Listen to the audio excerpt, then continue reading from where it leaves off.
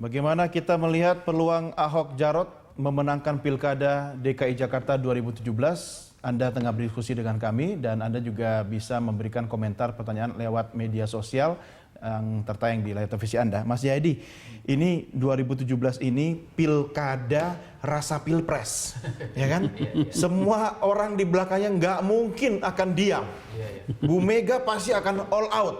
Ya, secara struktur pun PDIP pengurusnya termasuk tokoh-tokohnya Mas Ganjar, Risma itu turun gunung semua, ya kan? Jangan dikira Pak Prabowo juga diam saja, apalagi Cikeas Pak SBY. Nah ini benar seperti katanya kawan kita yang sekarang lagi sekolah, ngeri-ngeri sedap ya kan? Lagi pesantren ya. Iya, gimana nih? Ya bisa juga disebut begitu, tapi kan masuk akal juga ya. Tapi begini, kalau yang dimaksud pilkada rasa pilpres itu adalah ini mencerminkan pertarungan pilpres yang lalu, itu enggak juga, ya tidak bisa juga begitu. Mengapa terjadi Pak Prabowo lawan Bu Mega kalau mau disederhanakan gitu ya? Iya. Pak Prabowo lawan Bu Mega lawan SBY pada pilkada DKI ini akibat dinamika politik menjelang pencalonan kan?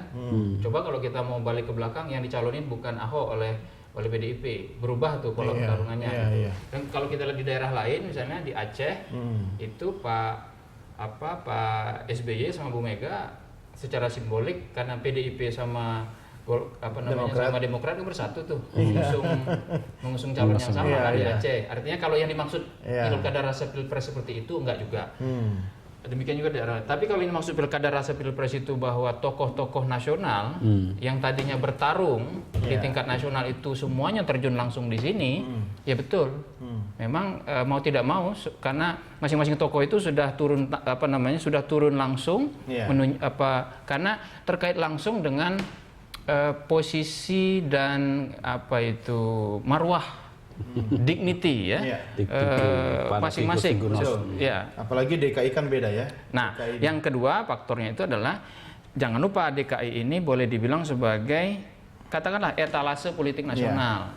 Sudah ada presiden bahwa yang menjadi gubernur bisa jadi presiden.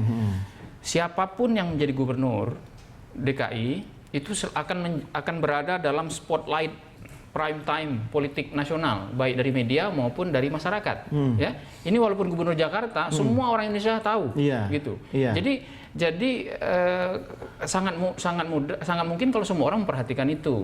Siapapun nanti yang jadi gubernur itu potensial untuk 2019, mentah menjadi penantang petahana. Kalau Pak Jokowi maju lagi kemungkinan iya. Tapi yang uniknya dari Ahok ini adalah dia gubernur atau tidak, kamera ngikut dia loh. Di mana ada Ahok itu di situ ada media gitu. Nah, itu soal lain ya. Itu soal, bonus lah ya. Ya, itu Anda yang tahu teorinya. Soal media namanya. Jadi karena faktor Ahoknya begitu, bukan karena dia gubernurnya gitu. Betul. Bisakah jadi nilai plus itu? Bisa plus minus kan selama ini. Tapi kan kalau sekarang ya faktornya adalah karena pertarungan pilkada DKI gitu. Jadi itu yang membuat kita paham kenapa kemudian ini pilkada rasa pilpres, karena itu apapun yang selama masih belum mencapai tanggal 15 Februari, maka secara politik apapun yang mungkin dilakukan oleh para kandidat saya kira akan dilakukan gitu. Nah, tinggal kita semua kan tadi saya kira ketiga kandidat kan semua sepakat bahwa mereka akan melakukan kampanye yang sifatnya ceria, pesta demokrasi, tidak saling menjatuhkan, pertarungan kepala dingin. Itu satu. Kan janjinya, tapi Kang Aceh bisa saja ini kan kalau sudah mepet nanti, kemudian sudah tipis batasnya antara calon gitu kan. Ya jurus-jurus darurat, jurus-jurus kepepet kan pasti akan dikeluarkan, dan yang paling mudah diserang, yang lainnya pasti mengerucut semua menyerang ke petahana gitu kan. Antisipasinya? Iya, kami punya keyakinan bahwa calon-calon yang ada di luar petahana, kalau dilihat dari figurnya, saya kira mereka adalah figur-figur yang santun ya. Figur-figur yang memang memiliki track record yang sangat baik untuk kemudian dalam praktek kampanye nanti juga akan bisa menjelaskan lawan Ahok maksudnya. Jadi figur ini tidak akan menggunakan cara-cara. Saya kira saya punya keyakinan tersebut, dan saya kira ini kan yang dipertaruhkan. Ya, saya setuju mereka harus mempertaruhkan kredibilitas juga. Nah, oleh karena itu yang terpenting dari sejak awal kan Pak Ahok sudah menyampaikan bahwa ya kita harus berdebat pada level program, pada level visi gitu ya. Nah, ya saya dalam beberapa kesempatan juga sering dalam tanda kutip ya diserang misalnya, Ahok tidak beretika, Ahok keras, hari ini katanya penggusuran dan lain-lain itu Bukit Duri. Kita bilang begini, Jakarta ini membutuhkan kepemimpinan yang tegas. Ya. Dan apa yang menjadi nilai positif sebagai petahana harus siap untuk dimaknai sebagai nilai negatif gitu loh. Nah, apapun yang dilakukan tidak populer ya. Untuk tidak populer, tapi itu harus dilakukan demi kebaikan DKI Jakarta. Dulu itu Ahok itu janjinya begini, saya akan patuh pada konstitusi, bukan pada konstituen.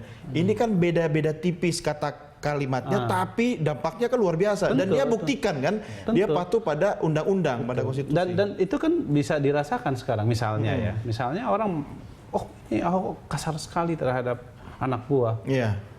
Dia harus melakukan itu supaya birokrasi ya yang selama ini dinilai ya terkesan lamban, tidak tanggap, tidak cepat, harus dipacu sedemikian rupa sampai ngos-ngosan ngikutin.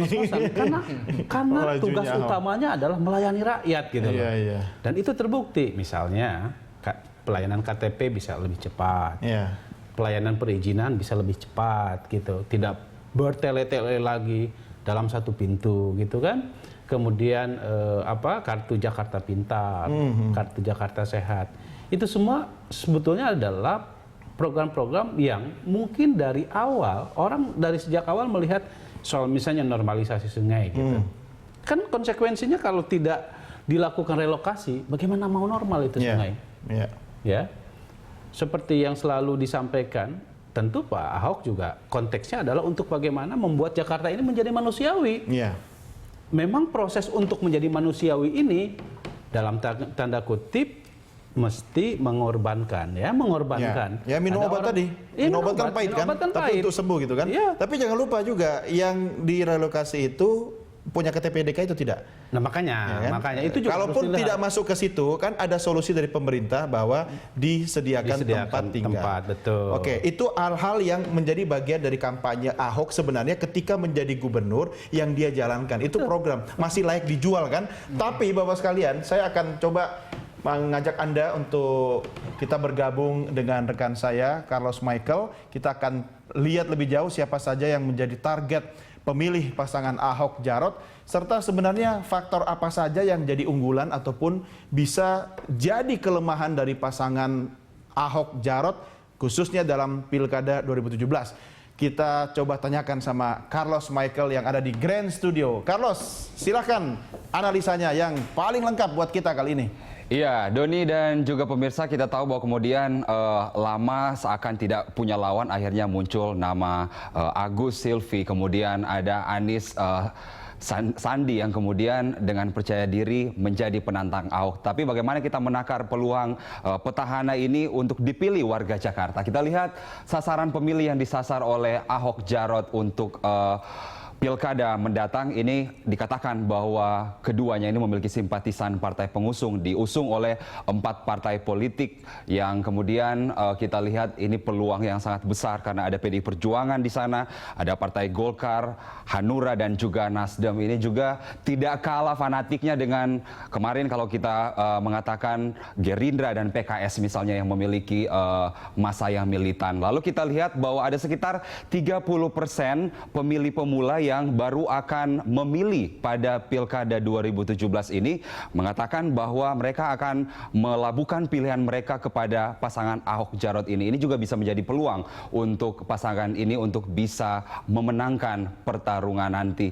Dan juga kita tahu lama sebelum partai-partai mendukung Ahok, sudah ada relawan teman Ahok yang hampir 1 tahun belakangan ini kemudian berakhir dengan pengumpulan hampir 1,5 juta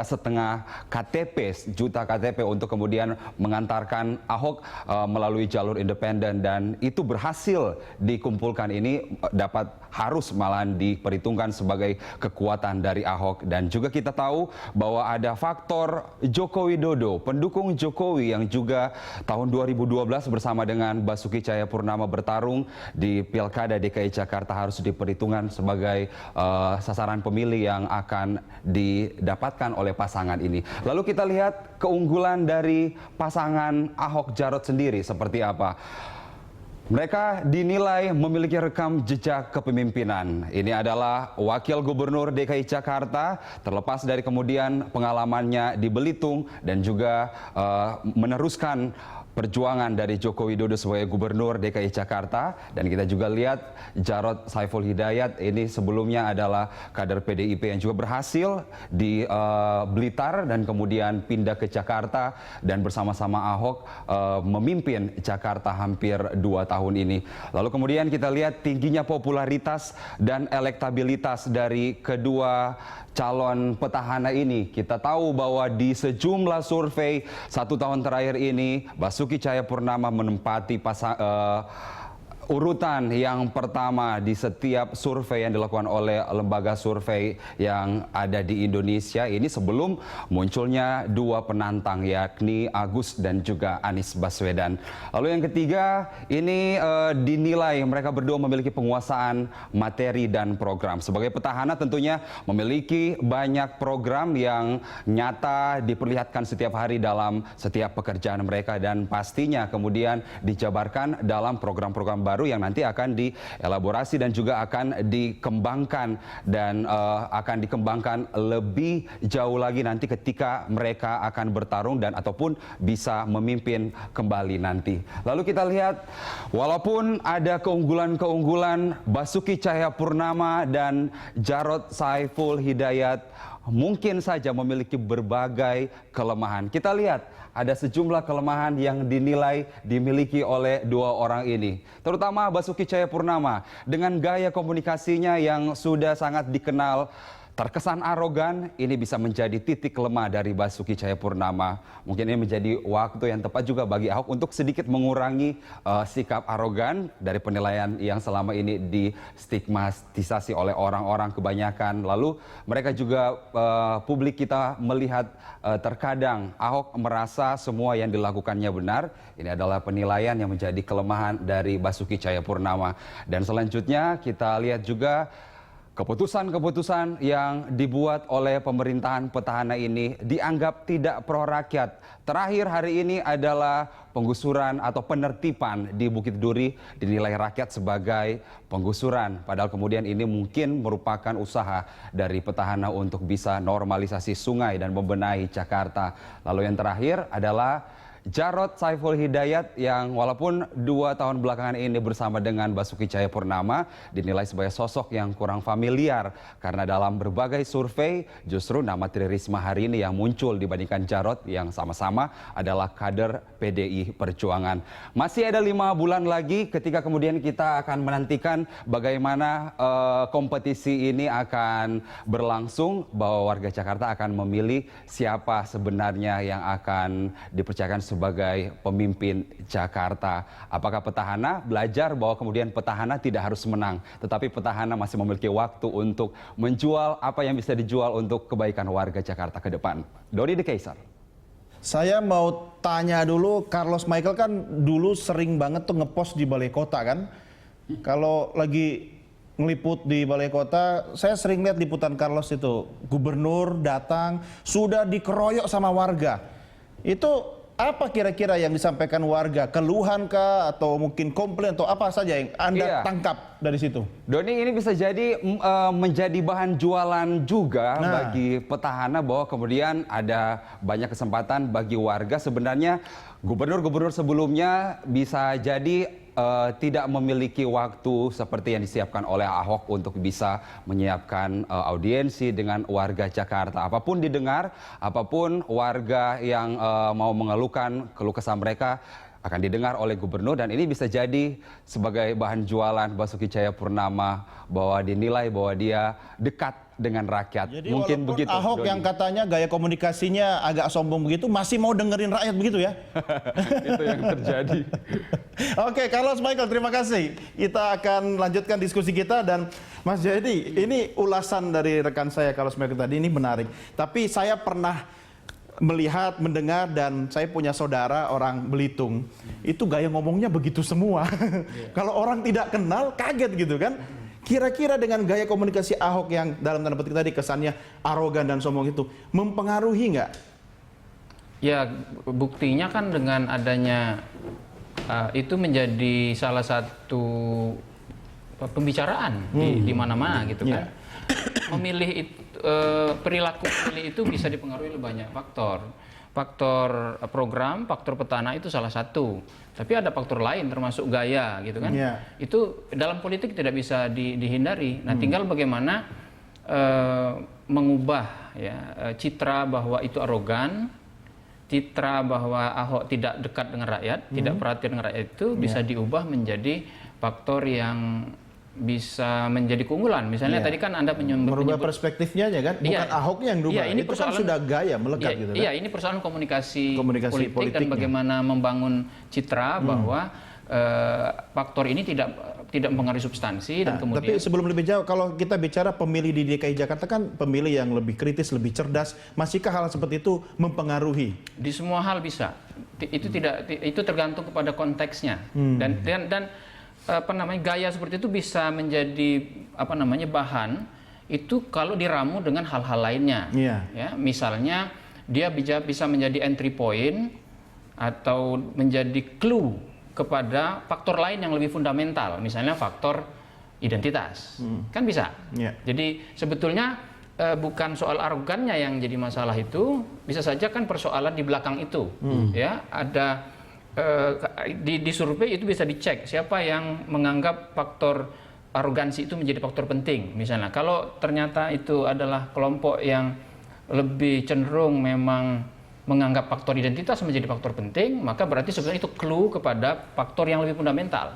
Itu. Jadi karena itu tim Ahok bisa melihat apakah ini masih diperbaiki, bisa diperbaiki apa tidak. Dia akan merelokasi ya para pemilih yang masih bisa dia jangkau dengan memperbaiki itu. Atau dia hanya ya diperbaiki tapi tidak mentarget orang-orang yang sudah tidak mungkin dipengaruhi kita lagi. Kita usah pikir inilah Kang Aceh teman Ahok ya, atau tadi ada poin-poin penting yang bisa dipastikan sebagai pendukung militan Ahok ya. Nah, terhadap pemilih lain yang bisa jadi menjadi pasar baru Ahok, mungkin komunikasi politik yang berbeda yang bisa dilakukan. Iya, tentu kalau yang sifatnya karakter dasar, saya kira orang kan nggak bisa menjadi orang lain untuk dirinya kan. Dan sekali lagi selalu saya sampaikan di mana-mana, belum tentu logika elit itu sama dengan logika publik. Orang memahami gaya komunikasi Ahok keras, bisa jadi dinilai sangat positif. Kenapa? Karena DKI membutuhkan orang yang sangat tegas gitu. Nah, seperti yang pernah juga saya baca di berbagai survei, ya orang justru sifat Ahok yang keras itu dinilai sebagai sebuah ketegasan. Nah, pada segmen tertentu ya tetap hal itu harus dipelihara karena itulah menjadi selling point dari Pak Ahok. Gitu. Biarkan saja itu malah biarkan nilai itu bisa plusnya gitu kan. Plusnya, gitu. Cuma bagaimana mengkomunikasikan ini kepada publik bahwa ini sebenarnya nilai plus gitu. Nah, ya sebetulnya tanpa dikomunikasi pun mereka sudah menilai itu sebagai sebuah nilai. Anda yakin itu bahwa publik kita akan masuk? Saya meyakini seperti itu. Nah, yang harus kami komunikasikan lebih kuat lagi kepada publik bahwa akibat dari sikap tegasnya itu kita bisa merasakan bahwa pelayanan publik menjadi semakin baik, gitu. Bahwa e-budgeting, e-planning, e-government bisa dibangun oleh Pak Ahok. Transparansi ya. Transparansi juga bisa terjaga di situ gitu. Jadi semangat dari good governance itu bisa terwujud. Nah, masalahnya memang ada pihak-pihak yang sangat tidak diuntungkan dari sikap Pak Ahok tersebut. Siapa itu? Ya kita bisa menilai pihak-pihak mana yang merasa tidak diuntungkan Misalnya ketika bentuk Pak Ahok mengatakan bahwa harus ada transparansi di dalam penyusunan anggaran. Tidak boleh ada kong kali kong antara kepentingan, mohon maaf, legislatif dengan eksekutif gitu ya. Ya pasti dong di situ ada yang merasa dirugikan dengan sikap para pemain yang biasanya gitu loh. kucing-kucingan gitu ya. Betul. Nah, sehingga dari situ dia mencoba untuk mengkapitalisasi sikap kerasnya tersebut. Tapi kok statement Anda Kang Aceh seperti tadi yang diulas oleh Carlos Michael bahwa Ahok itu merasa paling benar gitu. Anda juga yakin bahwa Ahok pasti selalu benar gitu? Ya tentu manusia tidak ada yang sepenuhnya benar gitu ya. Tapi yang harus kita lihat kan resultnya, hasilnya, hasil dari apa yang telah dilakukan oleh Pak Ahok dan Pak Jarod. Termasuk dia tetap tidak akan mengurangi yang namanya penggusuran, tanda petik ya. Ini bahasanya dari satu hal aja bisa melihatnya berbeda. Oleh karena itu yang harus kita sampaikan sebetulnya adalah ini kan istilah penggusuran, istilah relokasi itu kan sebetulnya adalah bahasa media ya. Bahasa medianya pun media yang mana ya? Ya tentu berbeda-beda. Media siapa begitu ya? Betul. Seperti yang kita lihat misalnya hari ini saya pantau pagi-pagi tadi untuk melihat media ini menggunakan istilah itu berbeda-beda. Oh iya. Yang ini istilahnya relokasi, yang ini istilahnya penertiban, yang ini istilahnya penggusuran. Gitu. Ada lagi yang pakai kata-kata yang tidak manusiawi begitu ya? Ya, ini tindakan yang tidak manusiawi. Nah, tentu semua orang tentu punya penafsiran berbeda-beda terhadap apa yang dilakukan, tapi gitu loh. Kan orang bisa melihat kasus bukan hanya Bukit Duri yang baru sekarang akan dilakukan. Tapi misalnya kalau kita melihat kasus Kalijodo. Ya kan? Kasus apa namanya yang di danau itu, situ itu. Ya kan? Nah, sekarang rakyat Jakarta bisa menikmati bagaimana. Jadi bersabar saja ya.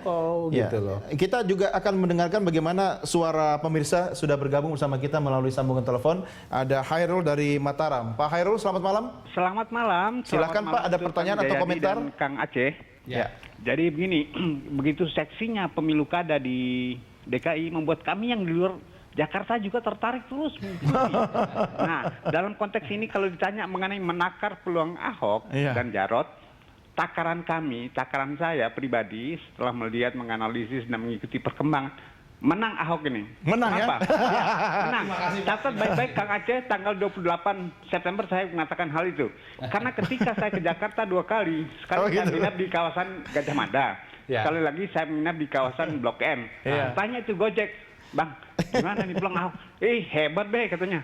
Ini orang keras, tapi kalau enggak keras enggak bisa Jakarta ini dikelola katanya. Pak Hairul, Pak Hairul kan di Mataram sekarang. Dari Mataram bisa lihat Ahok menang di Jakarta ya. Pertama analisa, kita kan punya analisa logika dan akhirnya berkesimpulan. Jadi feeling juga sih secara politik. Mengenai Pak Ahok ini sebentar sedikit aja. Jadi apa yang dijadikan alat untuk menjegal dia dengan isu sara, kita ini bodoh. Kenapa kita kembali ke hal-hal lama yang padahal itu sudah selesai? Tidak ada gunanya kita berteriak Bhinneka Tunggal Ika, Sumpah Pemuda, lalu dibalik itu kita berkata yang Nah, itu pendapat kami. Terima kasih. Pak Hairul, terima kasih Pak Hairul dari Mataram. Saya kira apa yang disampaikan oleh Pak Hairul itu adalah cerminan ya. Beliau orang luar loh, orang Mataram. Dia tanya langsung kepada supir-supir Gojek segala macam itu. Mereka menyatakan bahwa begitulah. Jadi makin confident ya. Tentu. Sabar dulu, kita break lagi, lanjutkan di segmen berikutnya. Pemirsa, kami segera kembali sesaat lagi.